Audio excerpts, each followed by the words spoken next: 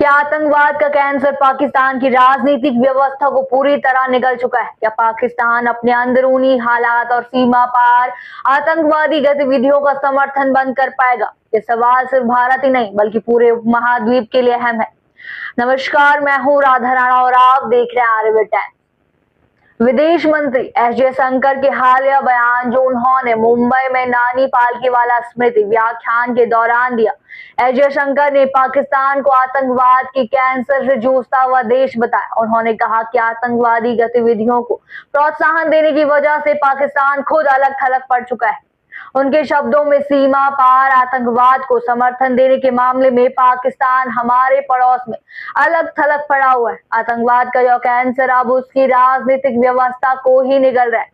जयशंकर ने यह भी स्पष्ट किया कि भारत अपनी प्रगति और स्थिरता के चलते दुनिया के कई देशों से अपने रिश्ते मजबूत कर रहा है। उन्होंने कहा कि कई देश भारत के साथ अपने ऐतिहासिक संबंधों को फिर से मजबूत करने के इच्छुक है। विदेश मंत्री ने 1990 के दशक में शुरू की गई एक्ट ईस्ट नीति पर भी चर्चा की।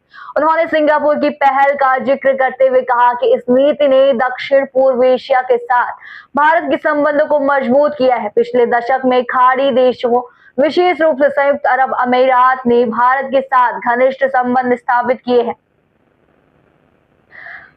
भारत के विकास में तेजी से निवेश कर रहे चीन को लेकर उन्होंने कहा कि 2020 में सीमा पर हुई घटनाओं ने भारत चीन संबंधों को जटिल बना दिया है। हालांकि उन्होंने जोर दिया कि इन संबंधों के दीर्घकालिक विकास पर अधिक विचार करने की जरूरत है। जयशंकर ने भारत की वैश्विक स्थिति और जिम्मेदारियों पर भी रोशनी डाली। उन्होंने कहा कि उपमहाद्वीप के सभी देशों का हित इस बात में है कि पाकिस्तान आतंकवाद को बढ़ावा देने वाली अपनी नीति को बदल दे। इस सवाल का जवाब समय ही देगा। फिलहाल पाकिस्तान की आर्थिक और राजनीतिक स्थिति बेहद कमजोर है। देश की राजनीतिक व्यवस्था आतंकवाद के प्रभाव में घुटनों के बल है। भारत ने आतंकवाद के खिलाफ अपनी लड़ाई में हमेशा स्पष्ट रुख अपनाया है।